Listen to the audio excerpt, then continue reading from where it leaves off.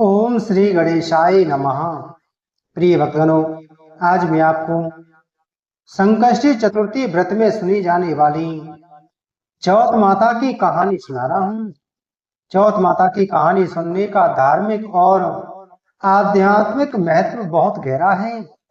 यह कथा मुख्य रूप से गणेश संकष्टी चतुर्थी व्रत के दिन सुनी जाती है, जहाँ चौथ माता को एक शक्तिशाली देवी माना जाता है, जिन्होंने असुरों का विनाश कर धर्म की रक्षा की।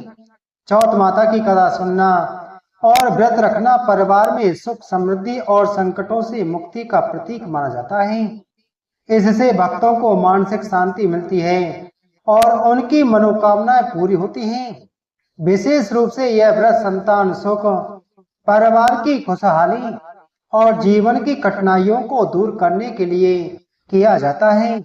चौथ माता की पूजा से घर में सकारात्मक ऊर्जा का संचार होता है और देवी की कृपा बनी रहती है।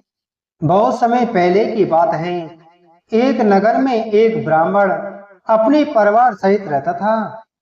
उसकी पत्नी बहुत ही धार्मिक और व्रत उपवास करने वाली थी। वह हर मास के चतुर्थी व्रत को श्रद्धा से करती और चौथ माता की पूजा करती थी। लेकिन उसी नगर में उसकी पड़ोसन बड़ी ईर्ष्यालु थी। वह हमेशा ब्राह्मणी से जलती और चाहती कि उसका व्रत पूजा का प्रभाव न रहे। एक दिन ब्राह्मणी चतुर्थी व्रत का पालन कर रही थी। संध्या के समय पूजा करके कथा सुनने बैठी।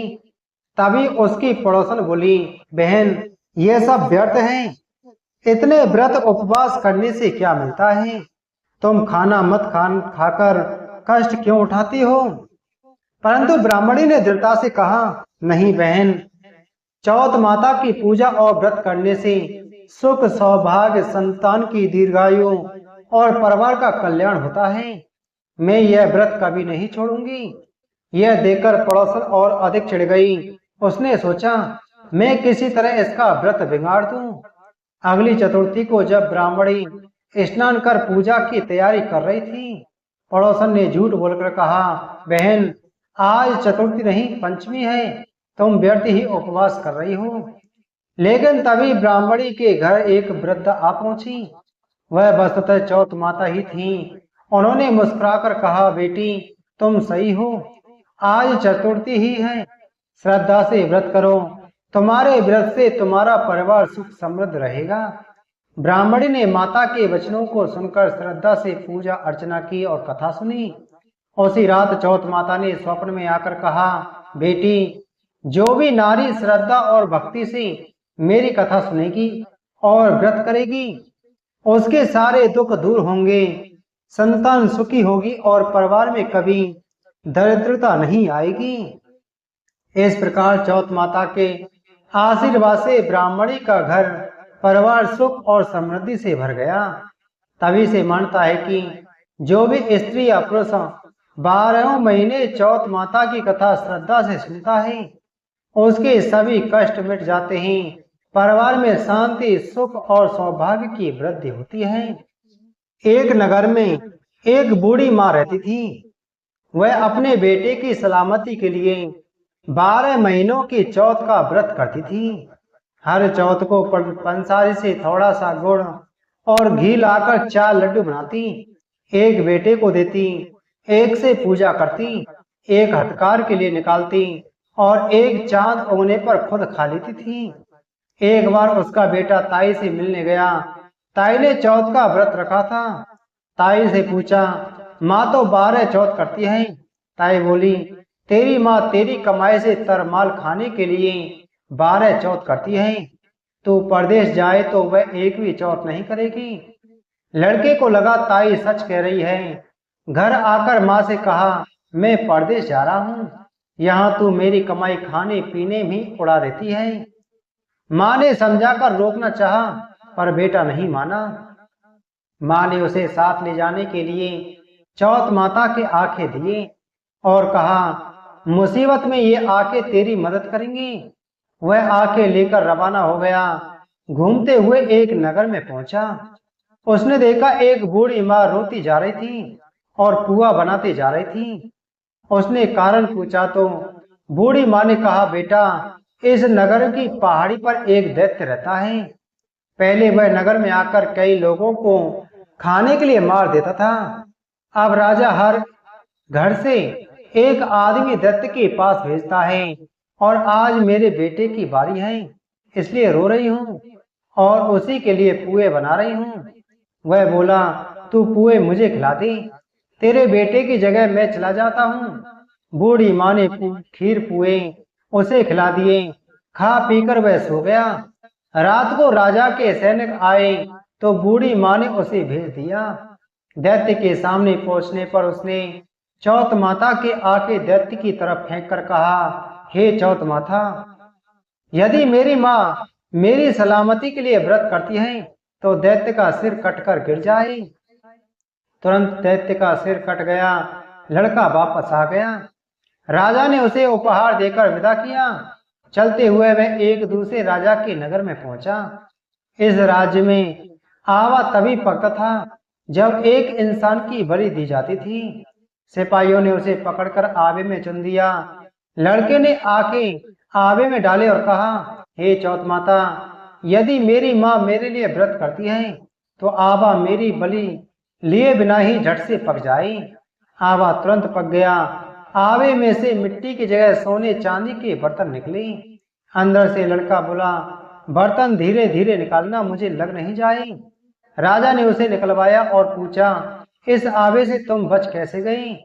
लड़की ने बताया कि उसकी माँ चौथ माता का व्रत करती है, व्रत के कारण ही वह बच पाया।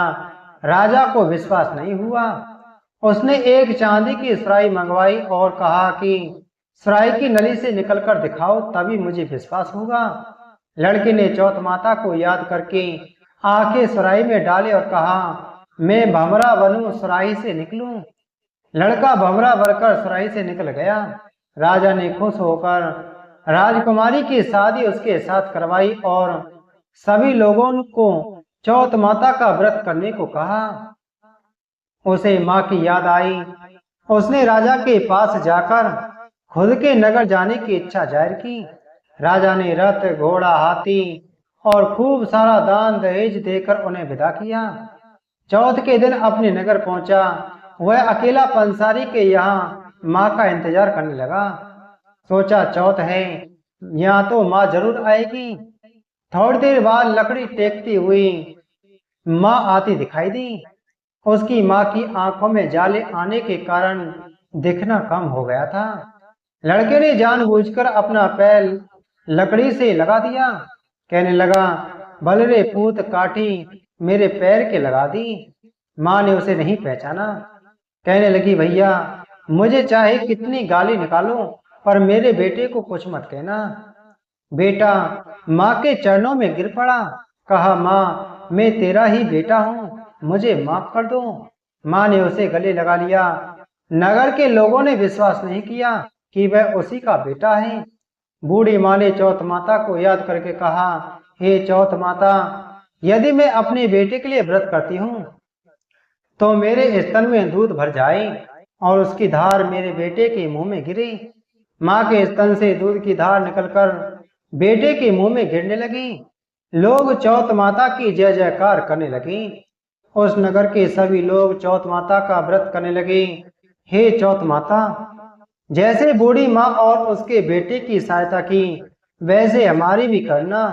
कहानी कहने वाले, कहानी सुनने वाले और हुंकार भरने वाले सभी की करना। बोलो चौथ माता की जय। एक बार एक शहर में एक साहूकार का बेटा और उसका बहू साथ रहते थे।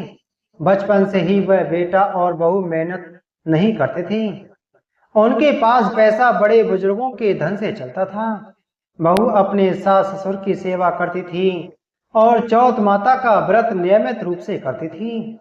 एक बार बहू अपने पति के लिए चौथ माता का व्रत रखती रही, जिसमें वह रोजाना घी गुड़ का चूरमा बनाकर रात को चंद्रमा को अर्घ देती और विशेष पूजा करती।